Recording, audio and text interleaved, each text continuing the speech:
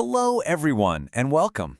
Today, we're diving into a moment that truly changed everything for India's economy, the 1991 reforms. We're going to unpack the three big pillars that redefine the nation's future. That's liberalization, privatization, and globalization. So, let's set the scene. The year is 1991, and India is in deep trouble. The country is staring down the barrel of an economic collapse. Its foreign exchange reserves, they'd shrunk so much that we had just enough to pay for about 2 weeks of imports. That's it. This wasn't just a problem, it was a full-blown crisis, and it became the trigger for the massive changes we're about to talk about. All right, here's a quick roadmap of what we'll cover. We'll start by understanding the crisis itself. Then we'll look at the government's response, the new economic policy. We'll break down the famous LPG trio, liberalization, privatization, and globalization. And then, really importantly, we'll do a critical appraisal of these reforms before wrapping up with a few questions to get you thinking. Okay, let's get right into it. How did things get so bad? What really pushed the Indian economy to the edge of this cliff? Let's dig into the causes of this ticking time bomb. Well, a crisis like this never just appears out of thin air. The seeds were really sown in the 1980s with some pretty inefficient economic management. The government was spending way more than it was earning, which meant it had to borrow, and borrow a lot. On top of that, we were importing a ton of stuff, but our exports just weren't keeping up. All this led to a scary rise in the prices of everyday goods, and the final nail in the coffin, international lenders basically said no more and turned off the credit tap. So, with its back against the wall, the government had to do something drastic. And that's when it rolled out what we now know as the New Economic Policy, or NEP. This wasn't a small tweak. It was a complete overhaul. The NEP was smart. It had a two-pronged strategy. Think of it like this. First, you have the immediate first aid, and then you have the long-term lifestyle change.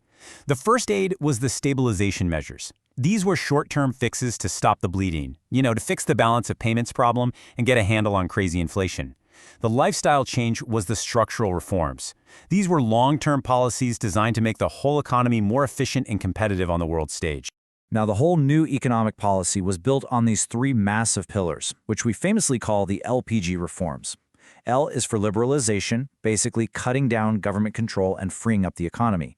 P is for privatization, shifting ownership of government-run companies into private hands. And G is for globalization, opening up India's economy and connecting it with the rest of the world. All right, let's unpack that first pillar, liberalization. This was a huge deal because it was all about dismantling what was known as the permit license Raj. Just imagine a system where you needed a government permit for almost every single business decision. It was a web of red tape, and liberalization was meant to cut right through it. So what did this new freedom actually look like? Well, for starters, industrial licensing was scrapped for most industries. The RBI's job description changed in a big way. It went from being a strict regulator to more of a facilitator, basically trying to help the financial sector grow instead of just controlling it. Taxes were made simpler and rates were cut. The rupee was devalued to make Indian goods cheaper and more attractive for other countries to buy. And finally, a lot of the old barriers to trade, like import quotas and high taxes, were torn down. Okay, on to the P and the G in LPG. Privatization and globalization were the next two giant steps that really opened the doors and changed the face of India's economy forever. So, privatization, what is it really?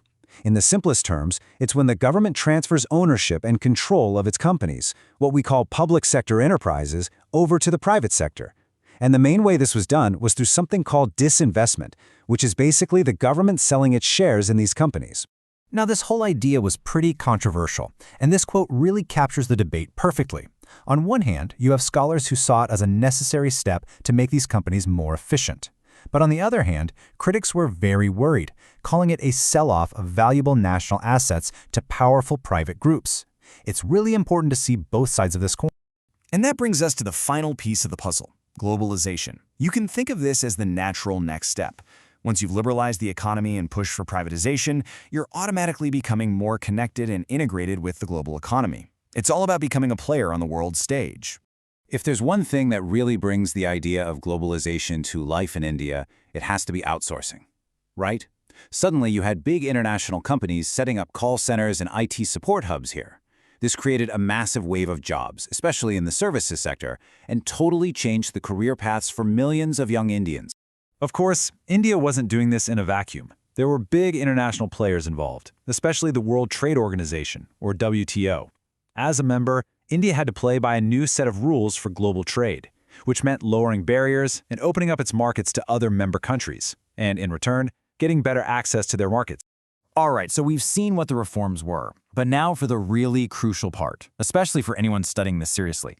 Did they actually work? What was the real impact? Let's take a balanced, critical look at the good, the bad, and the complicated. You know, it wasn't all a simple success story. There's a pretty strong list of criticisms. Many argued that the growth was lopsided, focusing heavily on services like IT and finance while leaving behind agriculture and industry, where most people actually work. This led to a phenomenon called jobless growth. The economy grew, but it didn't create enough jobs. Critics also point to rising inequality and a feeling that the benefits only reach the top, and agriculture in particular suffered from less government investment.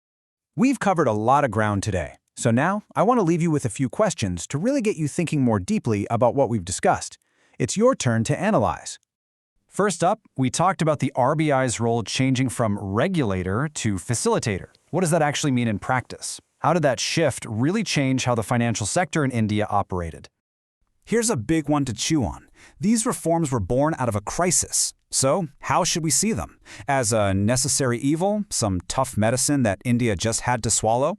Or was it a golden opportunity to finally modernize the economy? Think about the arguments on both sides. And for our last question, let's get into some policy thinking. Knowing the negative impacts on agriculture and jobs, what could have been done differently? What other policies could have been put in place to soften the blow and make the growth more inclusive? Really thinking through these questions will help sharpen your understanding. Thanks so much for joining me today.